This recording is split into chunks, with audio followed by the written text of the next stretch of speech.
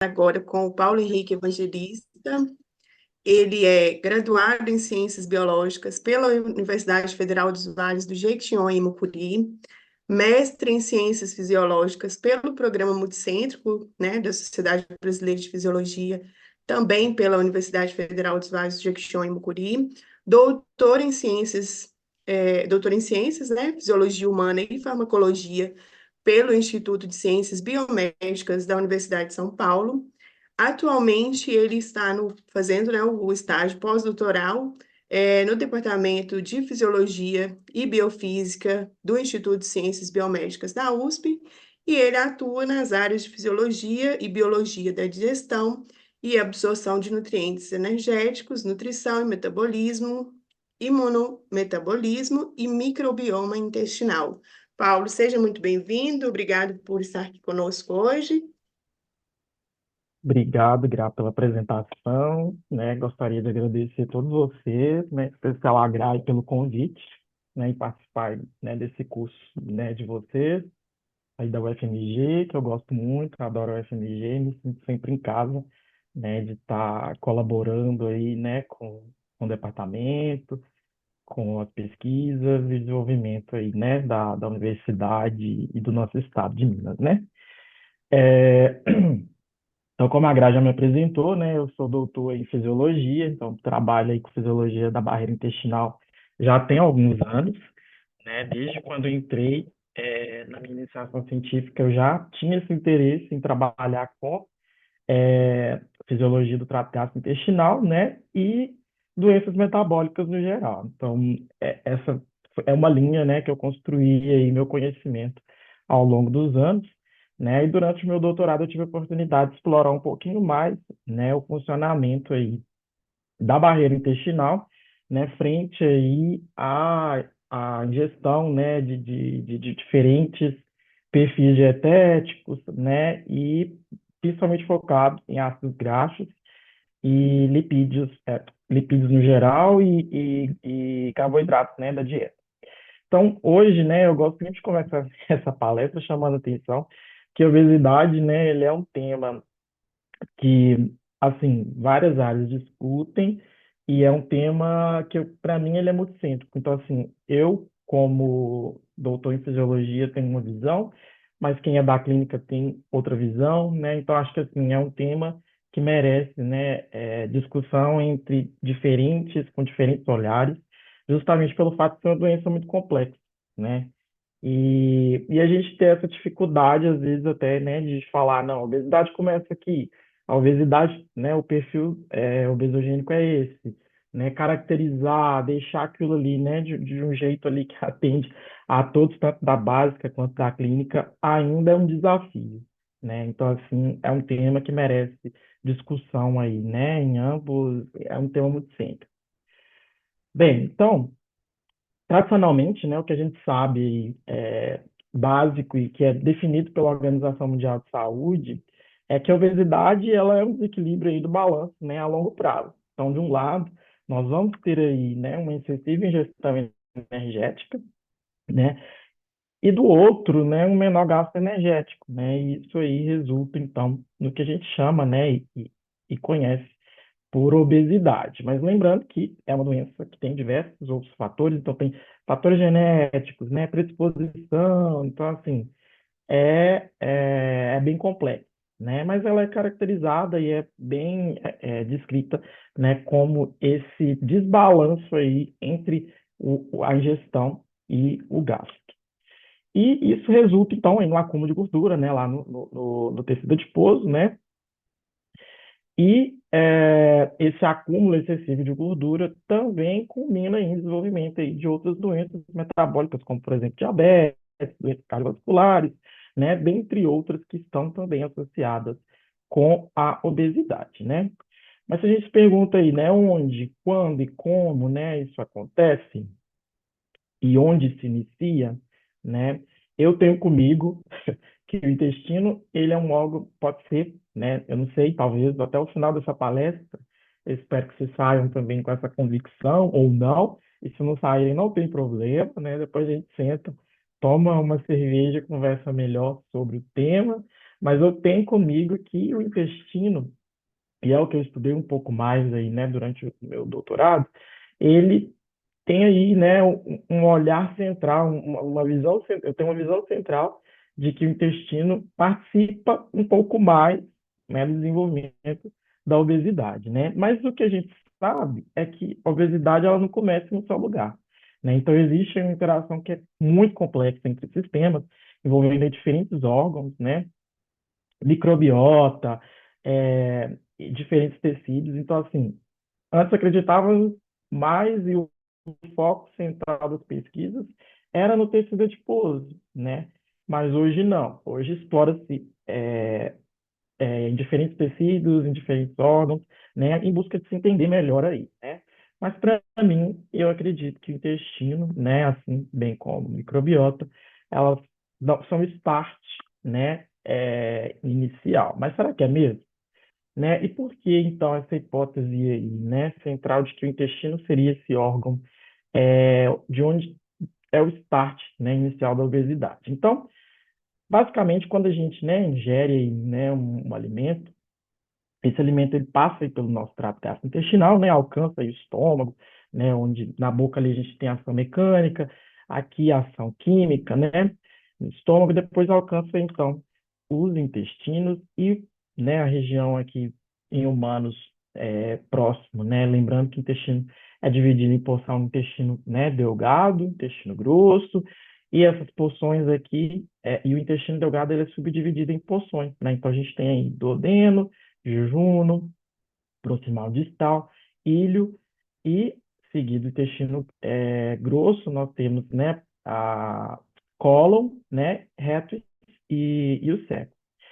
Bem, então, pensando aqui a nível, né, de intestino delgado, a região proximal aqui, né, que é onde em humanos ocorre a absorção dos nutrientes, que é a regional, nós temos aí, né, um intestino, se a gente for olhar isso bem microscopicamente, né? Células aí bem justapostas, né? Que são conhecidas por enterócitos, e elas são as responsáveis, então, né, pela absorção desses nutrientes que estão chegando aí, né, já processados aí, tanto de forma mecânica quanto química, né? E é nessa região aqui, então, que vai acontecer a absorção desses nutrientes. Então, vai chegar aí carboidrato, vai chegar lipídio, vai chegar proteína, né, já quebradinha em porções menores, né? Então, lembrando que os lipídios, quando eles são é, digeridos, nós vamos ter formação aí de ácidos graxos, é, os carboidratos, né, em glicose, frutose, monômeros menores, né, de glicose, frutose, e outros monômeros, proteínas em peptídeos, aminoácidos, né? Então, esses monômeros menores que vão ser, então, que quando eles alcançarem essa barreira, que vão ser, então, absorvidos, né?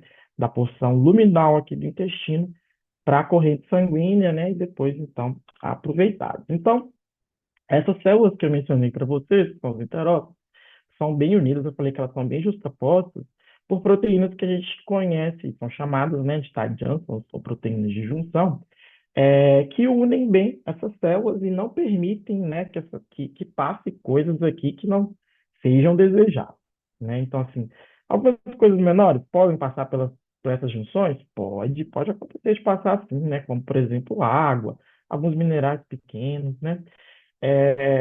Mas a absorção de nutrientes, até o momento que se sabe, ela acontece, né? E de macronutrientes no geral, ela acontece via transcelular. Isso, transcelular, né? Porque aqui é paracelular.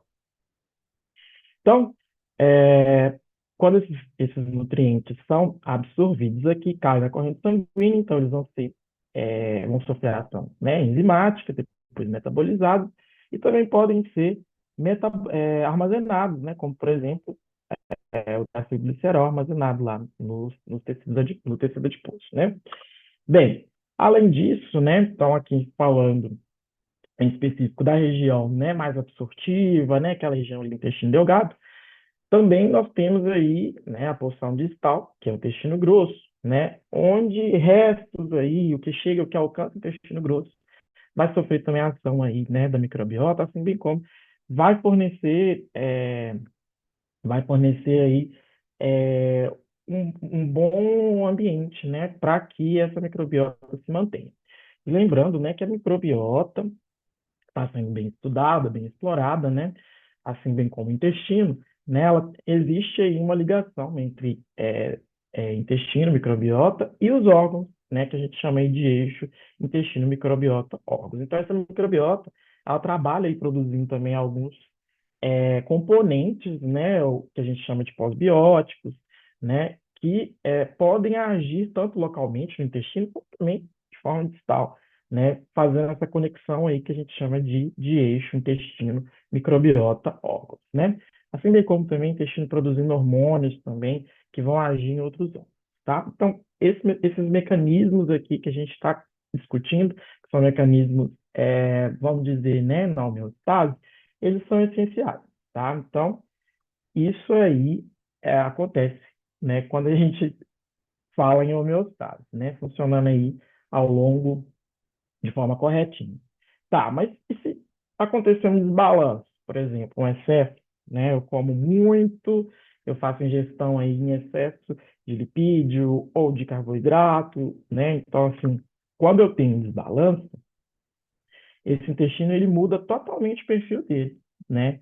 Então, lembrando lá, né, que as células, né, principais células absortivas aqui juntinhas, né, em cima dessas células nós vamos ter aí uma camada de muco e as bactérias também, né, participando aí dessa barreira, né, assim bem como células imunes aqui na região da lâmina própria, né, participando aí da proteção dessa barreira, né? E quando acontece então um desbalanço, essa barreira ela é totalmente rompida, né? Eu perco esse perfil aqui, né? Então há uma redução da produção de muco, essas células que antes eram totalmente justapostas agora já não são mais, né? Então há uma redução aí, né? Dessa de proteínas, né, que unem essas células, assim bem como aumenta a atividade inflamatória aqui, né, advinda das células imunes que estão ali para proteger essa barreira, né, resultando aí, por exemplo, em aumento da permeabilidade paracelular. Então, a, aquela proteção que a gente tinha anteriormente para impedir que coisas passassem por via paracelular, agora começa, né, eu começo a permitir, né, porque eu tenho aqui um buraco, né, isso rompe, né, aumentando então passou coisas indevidas para cá, o sistema imune vai agir, né, esse é o papel dele, aumentando então a inflamação local, né, assim bem como redução da diversidade aqui da microbiota local. Então, reduzir o muco vai reduzir esse ambiente, né, de homeostase também para as bactérias e isso diminui a diversidade dessa microbiota, dessas bactérias, fungos e vírus que estão aqui nessa região, né, e lembram, né, que essas bactérias também trabalham produzindo produtos que são benéficos aqui, tanto para a saúde intestinal como também para órgãos e outros tecidos distalmente, né? Então, essa diversidade rompida altera também o metabolismo, né? E alguns estudos, né? Isso é bem discutido, mas até então ainda precisa ser melhor explorado, e é o que a gente tentou fazer, né? O que a gente vem tentando fazer entender melhor é que essa barreira aqui, né, em desbalanço, condição de desbalanço, ela promove um aumento da absorção de alguns nutrientes por via transcelular, né? Isso é uma coisa que anteriormente era discutido na literatura, tá? Mas se eu te perguntar, né, ou se alguém me perguntar, mas quem são os responsáveis principais aqui por promover esse desbalanço, né? A gente está falando em excesso de nutrientes, então quem participa, quem está aí, né, agindo contra essa barreira, são os principais nutrientes em excesso da dieta, como gorduras, açúcares, né? Então os principais aí e que estão associados a esse desbalanço são os ácidos graxos de cadeia saturada, né? Glicose em excesso também promove desbalanço aqui, dessa forma, né? Assim bem como frutose, né?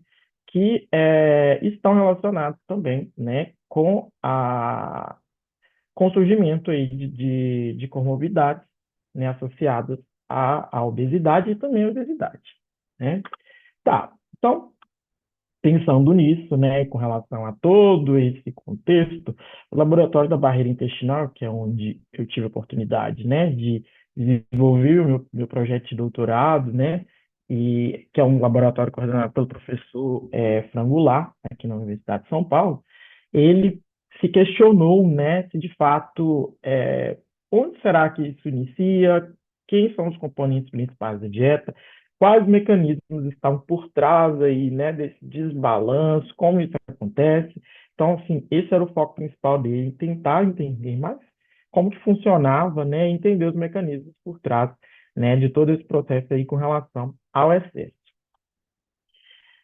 Bem, então, o primeiro estudo, né, do laboratório, um dos primeiros estudos do laboratório, ele observou que quando os animais, né, então, estudo com animal, eram alimentados aí com dieta rica em gordura, né, tanto a curto quanto a longo prazo. Então, com 3 semanas aí de dieta hiperlipídica, né, e com 12 semanas de dieta hiperlipídica, ele observou aí, né, e isso avaliando a questão, né, de barreira e transporte transcelular, ele observou que proteínas que estavam relacionadas com a absorção de nutrientes eram reduzidas, né? Então, assim, de forma bem contraditória o que a gente observava na literatura, a gente começou a observar, né, que proteínas como, por exemplo, o GLUT2, né, que está responsável aí pela absorção de glicose, né, participa da absorção de glicose, PEPT1, que é uma proteína que participa da absorção de peptídeos, né, o NPC1L1, que participa da absorção de colesterol, fato CD36 participa da absorção de ácidos graxos de cadeia longa, né? E o NHE3, que participa da absorção de peptídeos e que é um trocador só de potássio, né? Que também está na membrana ali dos enterócitos e auxilia aí, né, na absorção tanto de carboidratos quanto também de peptídeos. E ela estava aumentada, né? Então, assim, diferentemente as outras reduzidas, NHE3 aumentada. E isso, né, nos fez levantar esse questionamento. Por que que essas proteínas estão reduzidas, né, e esses animais continuam obesos? Então, algum problema aí, né, está acontecendo e de forma bem curiosa, né, tanto há 3 semanas quanto há 12 semanas. Então, pensar que em 3 semanas esses animais ainda não estavam obesos e eles já tinham já uma disfunção intestinal, né, e já com obesidade mais crônica, isso permanecia, né? Então, todas elas com o mesmo perfil. Isso se repetiu em outros estudos, né? Então, mais um estudo a gente mostrou a mesma coisa, no meu mestrado também a gente viu a mesma coisa com 8 semanas, né? E isso nos levou, então, a se questionar aí, né? Qual componente, então, dessa dieta estaria fazendo isso, né?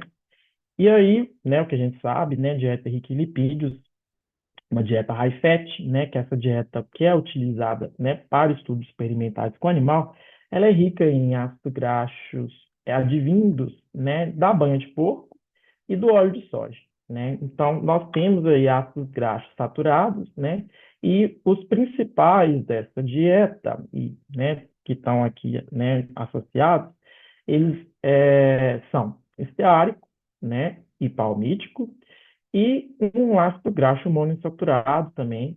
Então, assim, quesito proporção, nós temos aí cerca de 11,5% de ácido graxo esteárico, 21% de ácido graxo palmítico e o oleico, que é em torno de 40%, né? Então, tem bastante ácido graxo oleico, né? Seguido de palmítico e esteárico. Então, esses são os três principais, né? Existem outros, mas esses são os principais. Isso nos chamou bastante atenção, né? Então, essa grande quantidade de ácido graxo oleico, será que isso não poderia também interferir? Ou se era, né, nossas perguntas eram, será que é a quantidade ou será que é a qualidade, né? E aí nós nos perguntamos, qual seria o componente responsável por essas respostas e qual seria o mecanismo por trás disso, né? Sabendo aí, né, que existiam essas grandes quantidades e que esses ácidos graxos, então, já que eles estavam em excesso, eles poderiam, então, regular esses processos absortivos no intestino. Então, para responder essa nossa pergunta, o que que nós fizemos? Nós tratamos, então, né, camundongos, 157 black machos, né, com os ácidos graxos na mesma proporção que é encontrada na dieta hiperlipídica. Então, aqui os ácidos graxos foram segregados, então cada grupo recebeu aí, né, as mesmas proporções que é encontrada na dieta hiperlipídica. Mas como vocês fizeram isso? Então, nós fizemos um cálculo com base na ingestão diária dos animais, o quanto ele teria que comer de ácido graxo por dia para mimetizar o que ele comeria numa dieta hiperlipídica. Foi assim que foi feito, né? E aí a gente conseguiu aí encontrar essas proporções aí, né? Então, receberam esses ácidos graxos na mesma proporção que a dieta lipídica durante 3 semanas, que era aquele período mínimo ali que a gente já observava, né? Aquele curto prazo que a gente já observava já mudanças na barreira intestinal. Bem, então, ao final das 3 semanas, né, esses animais foram eutanasiados e aí os tecidos foram coletados para análise aí de barreira, né? Então, permeabilidade, ex vivo, análises moleculares, né? Uma histologia para avaliar como estava essa barreira e coleta também aí de fezes e sangue total, né? Para análise posterior. Bem, então, o que que a gente observou né, ao final desse tratamento? Que, de forma bem surpreendente, né, nós encontramos que o ácido graxo oleico ele era o responsável por regular aquelas proteínas que a gente tinha mencionado anteriormente, quando os animais eram tratados com dieta hiperlipídica. Então, inicialmente, a nossa hipótese era que fosse um ácido graxo saturado, que pudesse, né, estar fazendo isso. Mas, de forma surpreendente, né, foi nos revelado aí, né, através da análise proteica por Western blotting, que essas proteínas, né, GLUT, FAT, PET, eram reguladas pelo ácido graxo oleico, né? E o NPC1L1 não era regulado por nenhum desses ácidos graxos. Tá. Esses animais não ganhavam peso, né? Então, da mesma forma que acontecia lá com a dieta hiperlipídica, isso se permaneceu. Então, ao longo das 3 semanas de tratamento, nós não observamos ganho de peso. Então, esses animais não ficavam obesos. Mas, né, isso já estava acontecendo na barreira aí com 3 semanas e o leico era responsável. Esses resultados nos chamaram a atenção e nós nos perguntamos, né, se isso aqui, né, por exemplo, né, a redução de GLUT2, que é responsável por absorver glicose, será que impactaria a absorção desse nutriente, né, já que aqui está reduzido? E, para isso, então, para responder essa pergunta, nós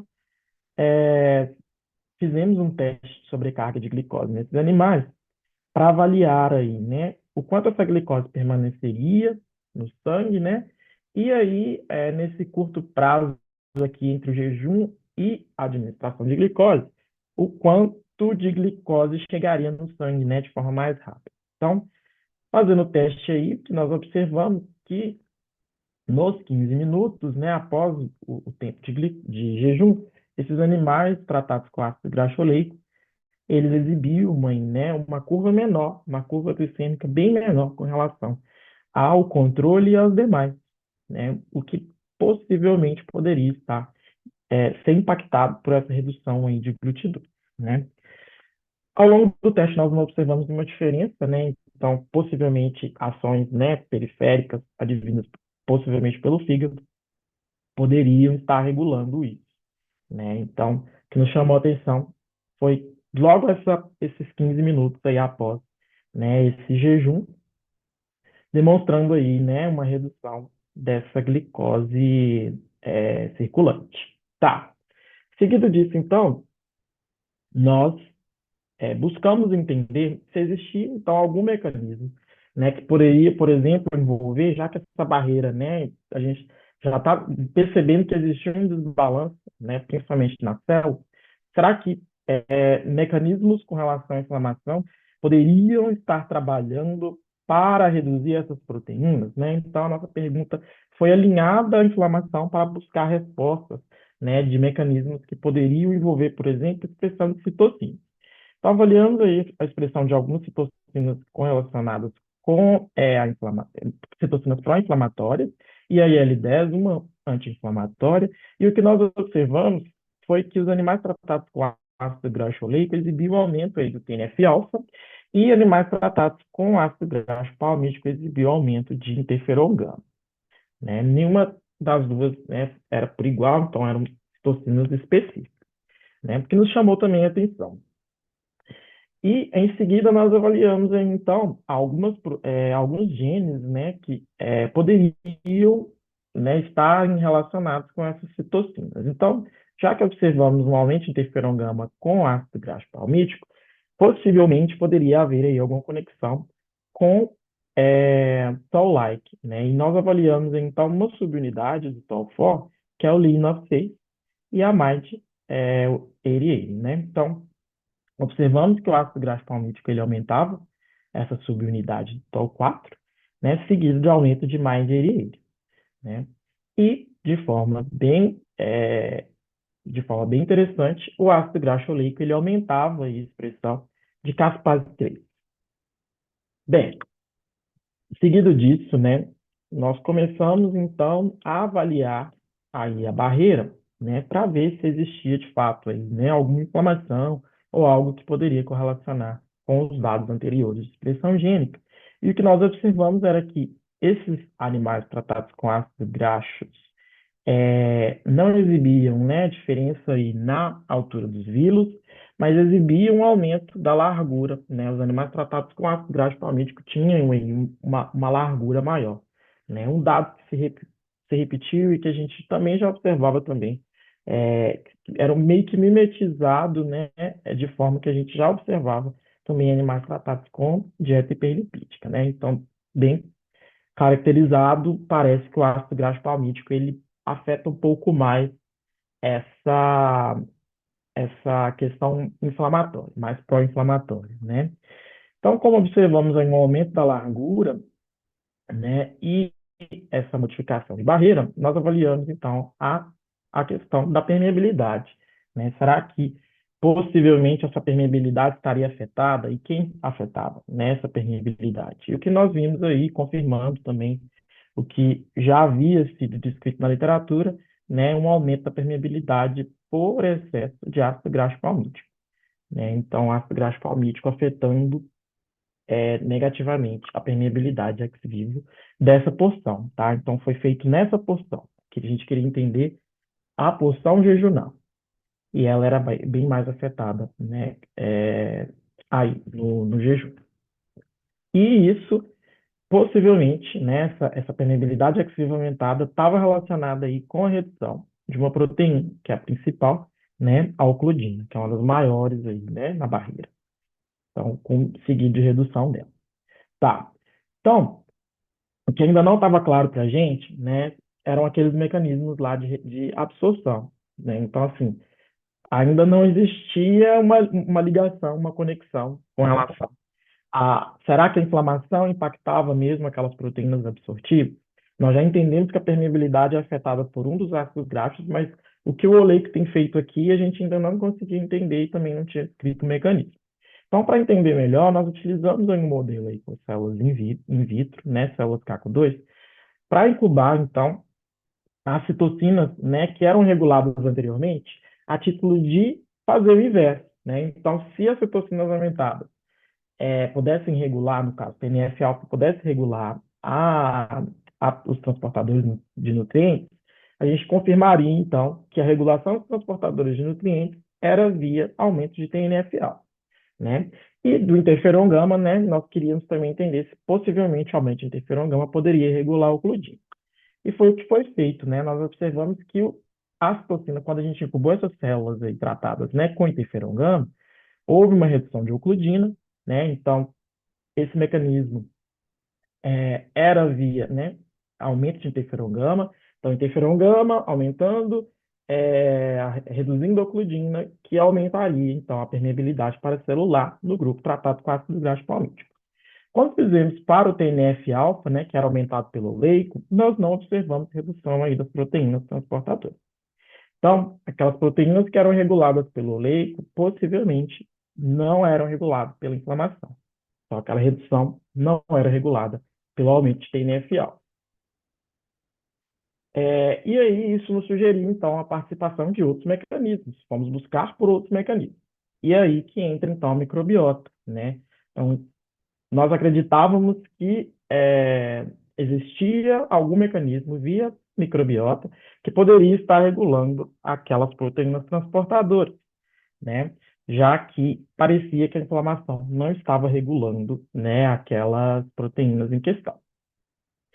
E por que a gente chegou nisso, né? Devido ao aumento de caspase, a gente começou a pensar, né, que possivelmente poderia ter algum ligante microbiano, poderia estar trabalhando para mecanismos relacionados à autofagia, e um dos principais receptores celulares aí, né, que está relacionado com a autofagia e com problemas, por exemplo, como dobramento proteico, era o NOD2, né? Então, para isso, o que que a gente fez? Né, eu fui para o Canadá, levando fezes e soros desses animais tratados com esses ácidos graxos, e nós incubamos para células aí, né, modificadas geneticamente para a expressão desses receptores. Então, a ideia era entender se ligantes presentes ou nas fezes ou no soro dos animais, eles poderiam ativar esses receptores, né? Então, se ativasse esses receptores, a gente poderia falar, pode ser que talvez a atividade desse receptor poderia estar regulando esses transportadores. E foi isso que a gente fez. Então, essas células, elas superexpressavam esses receptores, e toda vez que a gente administrava esses componentes, né, essas células, elas mudavam de cor, e eu conseguia, né, saber por essa diferença, né, de cor, onde tinha mais ativação e onde não tinha, né? Então, assim, quando eu incubei o soro, surpreendentemente, né, de forma, não tão surpreendentemente, mas os animais que é, incubados com soro para TOL4, nós observamos aumento da ativação de TOL4 nos animais tratados com palmítico, o que complementou o que a gente tinha visto anteriormente. Então, aumento de permeabilidade poderia permitir a passagem de LPS, né? Esse LPS poderia ser encontrado lá no sangue, né? Quando feito para NOD1, nós não observamos nenhuma modificação, mas para NOD2, nós observamos que o ácido graxo oleico ele aumentava a ativação, o que estava batendo também com os nossos dados anteriores, né? Haja vista que a gente já observava que tinha algum problema com relação à autofagia e talvez ativação desse receptor. Tá, mais adiante, então, incubamos fezes, nós observamos um aumento de TOL4 nas fezes com animais tratados com oleico, e, de novo, uma repetição aqui de aumento de NOD2 nas fezes dos animais tratados com oleico. Então, era aumento do soro, aumento nas fezes, o que mostrava ali, então, que existia um excesso desse ligante, tá? Então, lembrando que ligante de TOL4 é o LPS, ligante de NOD2 é o MDP, tá? Tá, então, mas em seguida a gente nos perguntou, né, a nossa ideia era entender, mas será que não era o excesso do nutriente naqueles componentes que poderia estar ativando esses receptores, ou seria o ligante? A saber, na literatura existia, né, diversas hipóteses de que, por exemplo, o ácido graxo palmítico poderia se ligar ao TOL4 e isso estimular, né, a cascata inflamatória, né? Só que aí o que a gente descobriu é que nenhum desses ácidos graxos, eles se ligam diretamente a esses receptores, tá? Então, nós mudamos aí um conceito que antes, anteriormente era citado na literatura, de que ácido graxo palmítico, por exemplo, ativava o TOL4, né? Então, nas concentrações, então, fizemos diversas concentrações, tanto de ácidos graxos encontrados no soro, quanto nas fezes, então, uma curva imensa aí de concentrações, para avaliar se existia ou não, né, essa ativação desses receptores, e não existe, tá? O que nos chamou a atenção foi quando nós incubamos os ácidos graxos com o ligante, né? Então, poderia ser um excesso dos ácidos graxos mais o ligante? Era essa a pergunta.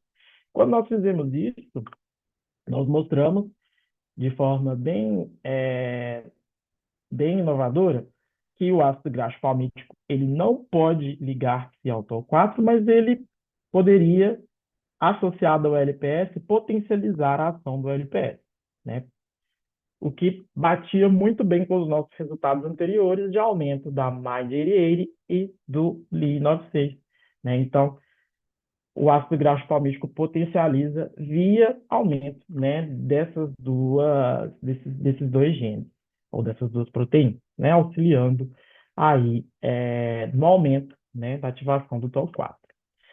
Bem, como eu disse, né, então, MD2 aí, né, o Li96 participando aí da cascata, né, e isso fechou muito bem, né? Esse mecanismo, ele foi bem fechado nesse estudo, né? Mostrando que o excesso de ácido graxo palmítico da dieta hiperlipídica, ele possivelmente contribui, então, para a endotoxemia metabólica, aumentando a permeabilidade e também aumentando a LPS circulante, né, o que poderia potencializar também a inflamação local, né, dentre outros.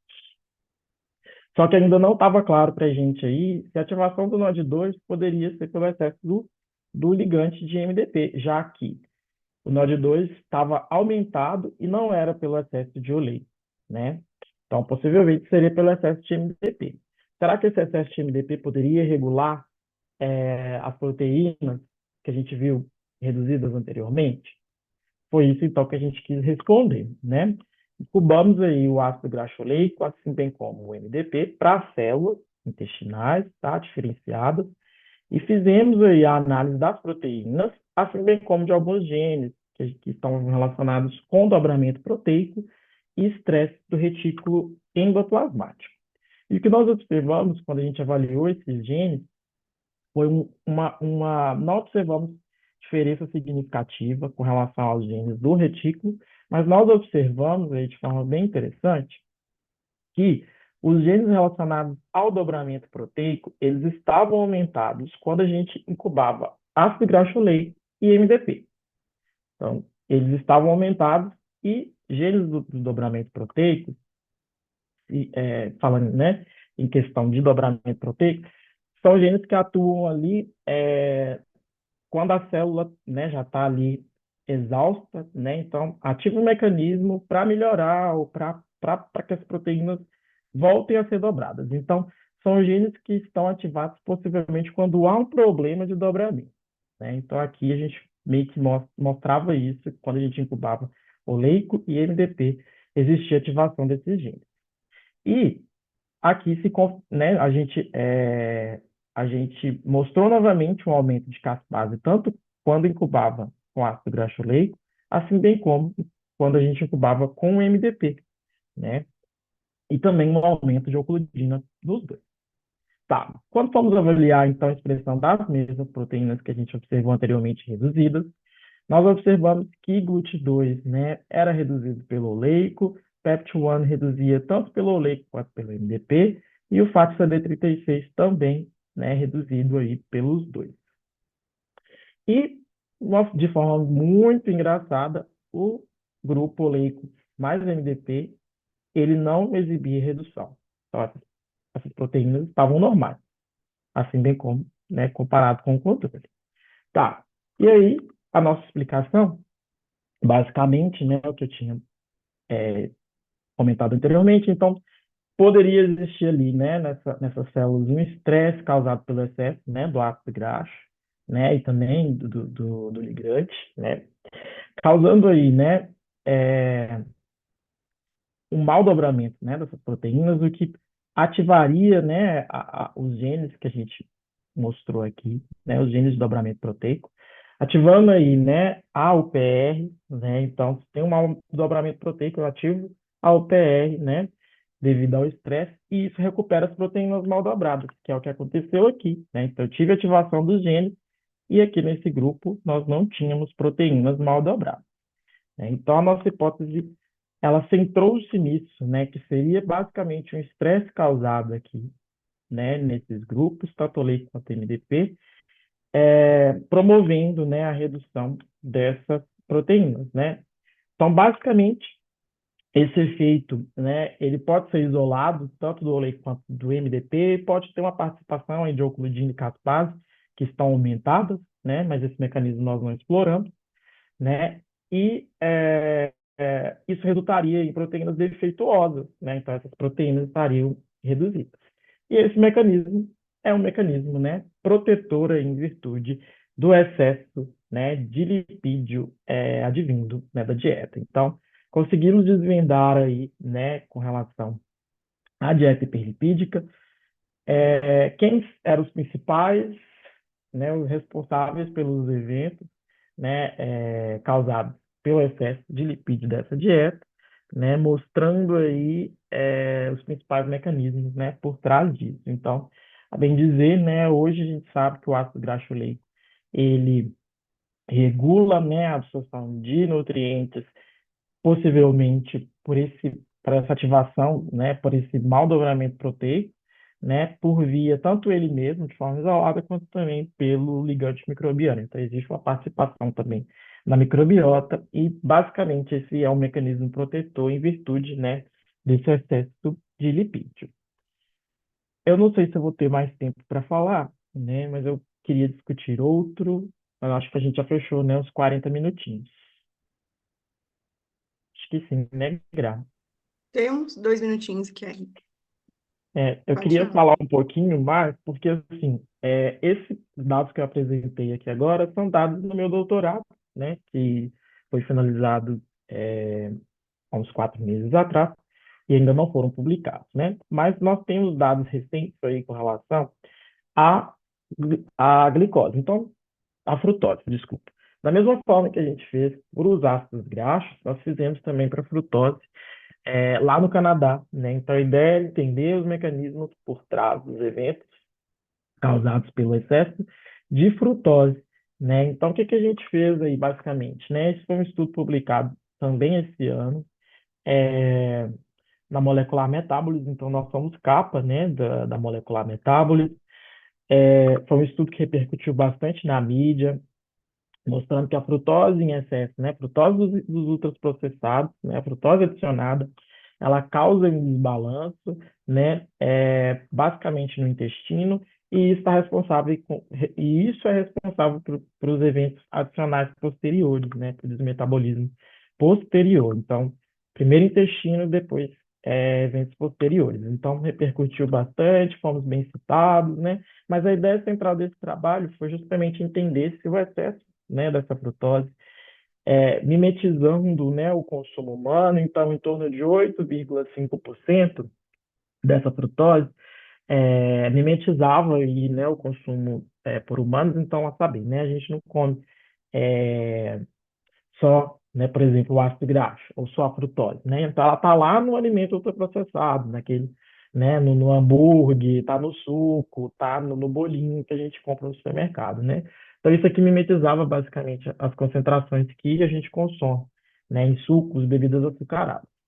E de forma interessante, né, quando a gente alterou isso na dieta, é, nós observamos que os animais eles não ficavam obesos, né? Mas eles exibiam aí já um aumento da glicose em jejum, né? Então, na sétima semana já tinha um aumento dessa glicose em jejum, seguido aí já de quando a gente faz, né, o teste de tolerância oral à glicose, um aumento da área abaixo da curva também aí, né? Na semana 4 e na semana 7 de tratamento. E seguido aí do aumento de gordura no fígado, né? Então, já na, nas fases finais aí de 7 semanas, com pouco tempo de tratamento, esses animais já tinham o fígado, né, bem, com dano bem grande no fígado. Só que o consumo excessivo da frutose, que a gente observou nesse estudo, ele não alterava a resistência periférica à insulina, né? Então, é, bem posterior à resistência periférica, já tinha alguns eventos que estavam acontecendo, né? Mas no fígado, sim. Então, a gente tinha um fígado bem danificado. Tá. E o que nós queríamos entender, né, era se será que o intestino participava desse processo, né? Por exemplo, aumentando a absorção de glicose. Então, assim, fizemos um teste para avaliar, né, o aumento da absorção de glicose por um marcador conhecido por 3-OMG, e o que nós observamos é que na semana 4 e na semana 7, né, exibia-se, né, um aumento excessivo aí de absorção de glicose, né, nos animais tratados com excesso de frutose, tá? O que nos chamou bastante atenção também, né, dessa questão. Então, basicamente, poderia sim ter aí uma participação do intestino, já que estava absorvendo mais glicose. E, em cima disso, então, né, decidimos investigar melhor aí, né, a barreira. E o que nós observamos é que transportadores, genes, né, relacionados com aqueles transportadores que eu mencionei anteriormente, né, principalmente absortivos, né, relacionados com a absorção de glicose, frutose, né, estavam alterados na região proximal, né, do intestino. E a área absortiva também estava aumentada, né? Então, tinha uma área absortiva bem maior, com genes aí alterados, né, em relação à absorção, também alterados, o que poderia, né, contribuir para esse aumento dessa absorção de glicose, né? Bem, decidimos então avaliar se a expressão de alguns genes relacionados com é, alguns genes relacionados, como por exemplo, né, os genes dos receptores de GLP, tanto um quanto 2, né, e do glucagon, poderiam estar alterados, e que nos chamou a atenção que na região proximal, né, que era a mesma que tinha alteração dos genes para transportadores, estavam alterados. Eles estavam alterados, né? Assim bem como lá na região distal, que é onde, né, produz mais GLP-1, também estava alterado. Só quando avaliamos, né, quantificamos, né, no plasma GLP-1 e GLP-2, nós observamos que GLP-2 estava aumentado no plasma, né? GLP-1 não. Tá, então existe uma ligação aí desse excesso de GLP-2 com... Será que existia uma ligação, né, desse excesso de GLP-2 com os transportadores? E foi o que a gente fez. Então, nós inibimos, né, nós inibimos inibimos não, nós usamos isso, nós inibimos o GLP-2 receptor, né, que é o receptor de GLP-2, para avaliar se o efeito do GLP-2, né, poderia exercer algum efeito lá na barreira. E o que a gente observou, né, foi redução de tudo aquilo que acontecia, não acontecia mais, né? Então, os transportadores, principalmente GLUT2, que estava muito alterado anteriormente na região proximal, já não estava mais, né? Então, não tinha alteração de GLUT2 e a glicose, que antes era muito alterada, ela se restabelecia. Então, meio que protegia, né, essa inibição desse GLP-2 receptor, protegia, então, esses animais do excesso de frutose, né, que nos serviu como conexão, né, para mostrar tanto a área absortiva também era recuperada, né, pela inibição do GLP-2 receptor. Então, o que nos serviu, né, para mostrar que existia sim uma participação e que ela vinha, né, desse receptor de GLP-2 do excesso, né, do aumento desse GLP-2, né, intestinal.